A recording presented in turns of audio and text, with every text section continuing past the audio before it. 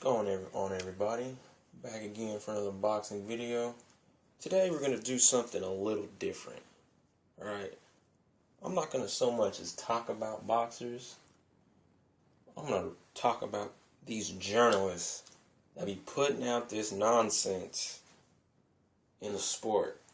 Alright, whether they are close to certain figureheads of the sport, to the lowest bunk ass blogger that you've ever read that you consider blasphemous, Now, I'm not gonna do this. Isn't gonna be a very long video. I'm only gonna do like the top 5 that I've noticed that are really just plain ridiculous, and you know what I'm saying, stuff like that. But I might do a top 10 or the bottom 5 in the future. But for right now, I'll stick to the top 5. So that way there'll be 10 altogether. All right. I'll start at number 5 and work my way up. 5 being not so bad, but not good. Number 1 is the absolute worst. So, agree, disagree, we'll go from there. Alright. Number 5. He's a journalist by the name of David P. Greisman, if I pronounced that correctly. Alright. A lot of the articles I read from this dude is an absolute bigot. The dude is racist. In every sense of the word, the dude is completely ridiculous. All right, he's anti-British for one. Like a lot of, there is a lot of British boxing, and it is on the rise. I've watched a few bouts from Britain, in the UK, wherever.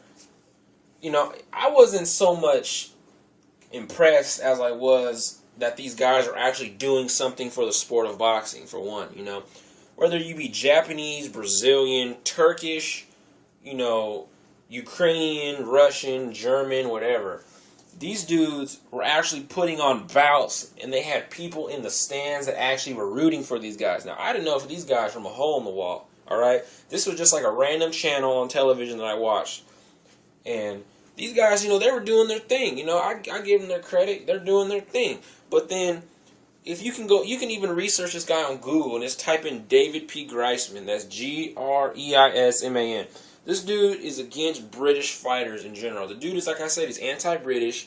Now, how can he be a boxing journalist when you completely favor American boxing, but yet you're not going to sit back and at least understand where the British and understand where the Germans are coming from when it comes to the sport of boxing? Because, yes, they do have their own organizations over there. If this dude did not know, they have British Commonwealth, and they have all these other different belts that they have, and you have to respect that as a boxing journalist, because the name implies when you boxing journalist, not American boxing journalist. You know what I mean?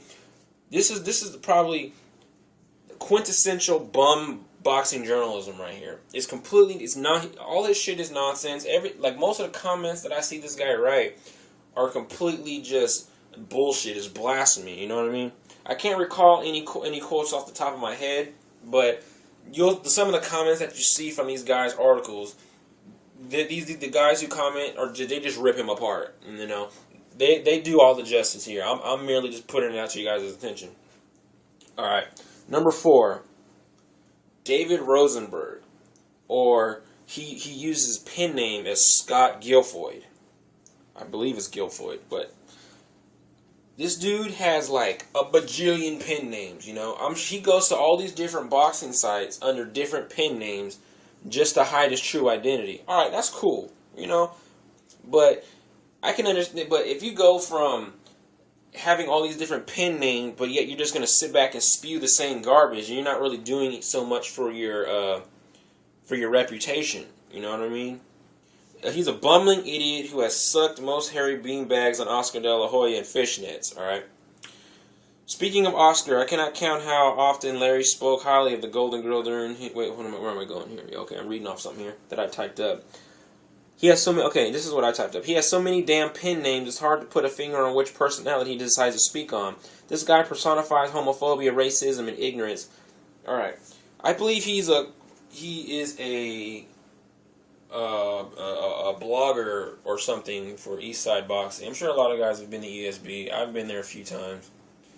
I haven't really posted anything, but a lot of the guys articles that he writes, a lot of the comments weren't necessarily favorable of his articles.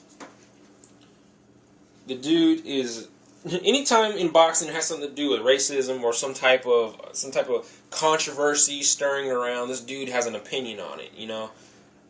It's like he feeds on the negativity of boxing, but yet he goes on to love boxers who has just as many skeletons in their closet as the next guy.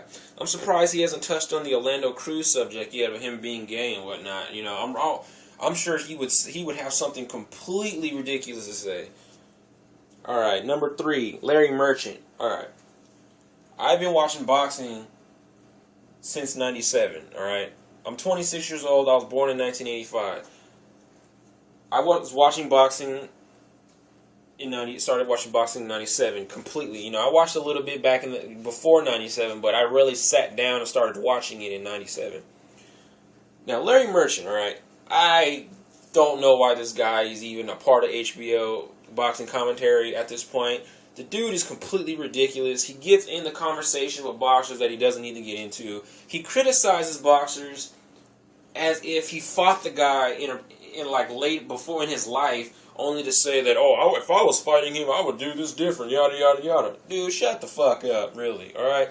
That skirmish he got in with Floyd Mayweather, he's been aching to say something to Floyd Mayweather for years. He completely and utterly despises the guy. But at the end of the day, you are a boxing journalist, all right? Nothing you say should have any bearing on a man's future in the sport. Your job is to sit your old ass down, look at what you see in the ring, comment on the round-by-round product, then give us your assessment of the fight. Don't get into the shit such as, oh, well, if I was 50 years older, I would kick your ass. Like, dude, no. Alright? Just no. You're a boxing journalist. Like Floyd says, you're a commentator, stick to commentating. That's all you're good at. You know, I put that this guy is a bona fide ass clown, a bumbling idiot who has sucked more hairy beanbags than Oscar De La Hoya in fishnets. Speaking of Oscar, I cannot count how often Larry spoke highly of Golden Boy during his tenure. Even when he was losing, it's hard not to speak of being biased in a sport of boxing and not include Larry Merchant's name next to it. Alright? That's honestly my opinion of it. You know, I can't stand the dude at all, you know. Just like how I can't stand the other dude that they got next to him. What's his name? There's Larry Merchant. There's another dude. I forgot his fucking name. God damn it. Jim Lampley. That's his name. I can't stand that fuck either. Alright, number 2. Alright, I'm sure this is going to hit home with a few guys, because I know a lot of people who love the sport of boxing may respect this guy that I'm going to bring up. I think it's kind of obvious at this point. Number 2, Bert Sugar. Alright. He's a boxing historian, yes. The dude has great knowledge of past boxing, alright? Past boxing, alright? When it comes to guys like Muhammad Ali, Dempsey, LaMotta, Mancini, anyone back from, I guess you could say from the turn of the 90s on back, you know, Jack Johnson, Marciano, Joe Louis, you know, all those cats, you know, Alexis Aguayo, Roberto Duran, Salvador Sanchez, you know, Benitez, all those cats, whatever. You know, he has great knowledge of those dudes. You know, I give him all the credit in the world when it comes to that. If you can sit down and recollect past boxing matches like it's nothing at your age, dude, you're fucking awesome. But in this case, the dude completely pissed on everybody's parade. Well, maybe not your parade, but definitely my parade. Alright, he lost all credibility with this comment I'm about to bring up that he made. I've made it plenty of times in my videos. You guys may have recognized it, acknowledged it. Maybe you haven't. Alright. This dude, before the Juan Manuel Marquez fight with Floyd Mayweather. Alright, I mentioned this in the greatest of all time video that I made with Floyd Mayweather. He says before the fight, alright, I'm going to break this down slowly so you guys can understand. He says that Floyd Mayweather's comeback against Marquez is how Ray Leonard came back to fight Terry Norris and Hector Camacho, alright? Now, we all know that Ray Leonard retired, came back, fought the two guys I just named, and got destroyed. Alright? Fucking destroyed.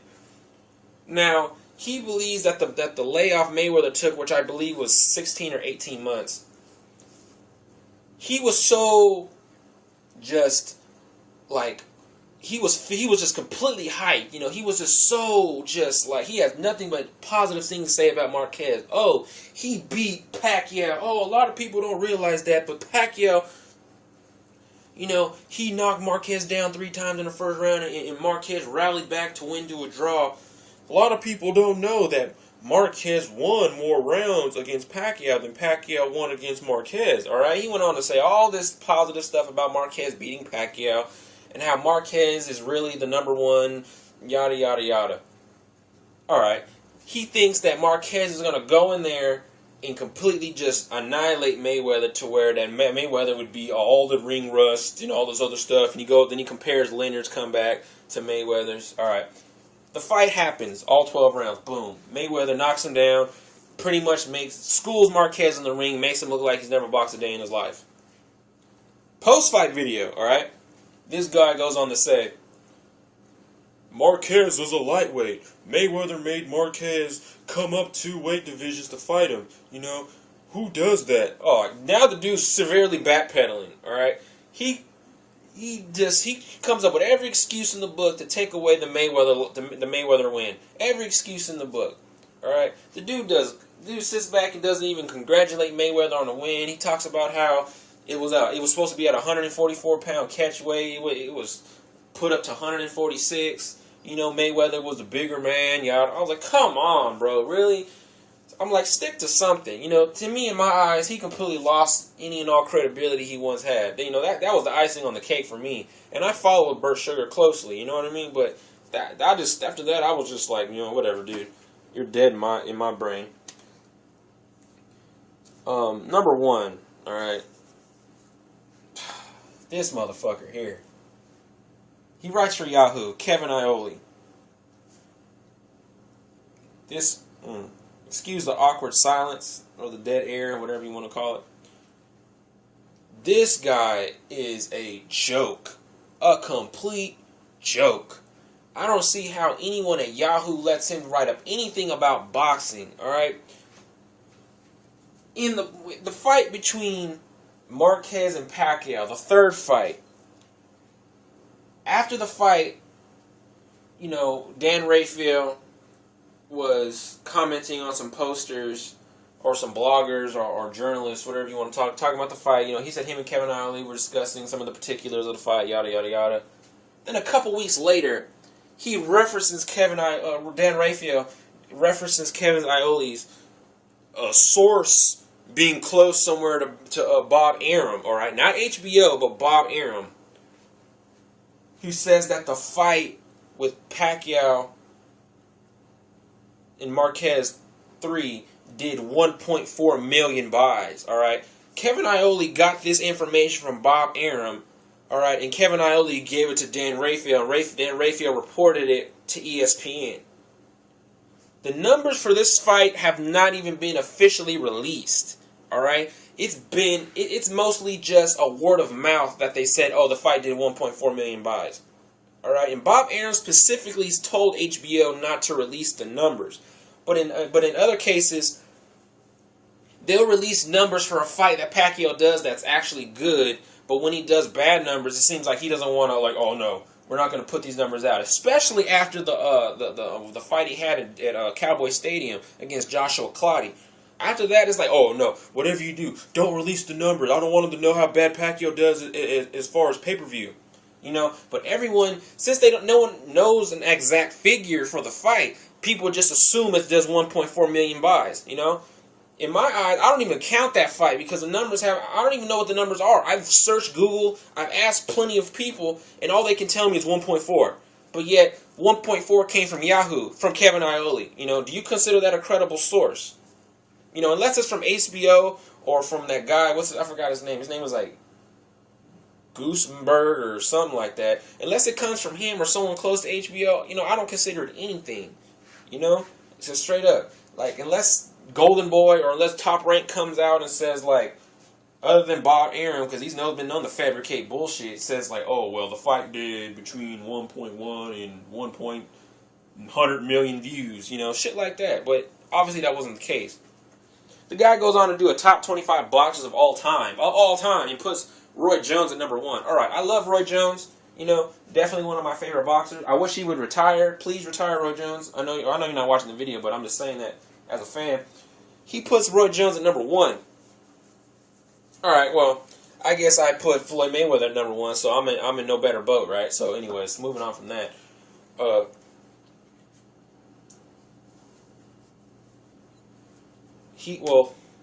Excuse me, I made an error just now. It wasn't the top 25 boxers. It was the last. He said that Roy Jones was the top boxer of the last 25 years. So that was an error on my part. Completely erased that. He says Roy Jones Jr. is the best boxer of the last 25 years. All right. Well, you know, whatever. I think Floyd Mayweather is the best boxer of the last 25 years. But like as I said before, you know, it's his opinion. Fine, whatever. You know, people dog my opinion about Mayweather. I dog his opinion about Roy Jones. You know, it's all an opinion at the end of the day. So, you know, but I'm not making up. I'm not contradicting myself, or I'm not necessarily a hypocrite when it comes to the sport of boxing. You know, I'm not so much into the whole double standard business where he goes to praise Manny Pacquiao and his accomplishments, says all this stuff, and then he goes on to completely tear Manny Pacquiao apart, and then it's like he praises his fight against Margarito at 150 pounds, but yet he goes on to say that, the fight against Shane Mosley was a terrible fight. Oh, it was a terrible fight. He was washed up. He shouldn't even been there to Pacquiao. All right, but how the fuck are you going to justify him fighting Margarito at 150 pounds with all the catchweight nonsense that's been going on? You know, if you're going to ridicule one, ridicule them both, because both fights shouldn't have happened. If the Margarito fight should have happened, it should have happened 4 pounds north, not 4 pounds south. You know what I'm saying? But yeah, top 1 through 5 goes like this. Number 1, Kevin Isley. Number 2, Burt Sugar. Number 3, Larry Merchant. Number 4, David Rosenberg, a.k.a. Scott Guilford. Number 5, David P. Greisman. Boom. 5 of them. Knocked out in under 20 minutes. That's pretty much my opinion on these guys. You know, I'm not trying to... I don't know these guys personally, obviously, but when a lot of... criticisms come in doses, and if you see something that you don't like, you should have an opinion. You're allowed to have an opinion of it. You know what I mean? I'm not trying to slander these guys. You know, I'm not trying to defame them at all. You know, some of these guys, I'm sure, have had great articles. You know, at some points, some of the shit you say is just completely off the topic and off the wall, and I believe someone should comment on it. You know, so that's what I'm doing right now. But I'm gonna close this video out because it's getting kind of long here, almost 20 minutes. In closing, as I always say, like, dislike, you know, whatever, flame my video, talk about me, whatever you want to do, it doesn't really matter. Subscribe if you like what you hear. I'll be putting more videos like these out in the future. But until then, I'm out of here. Peace.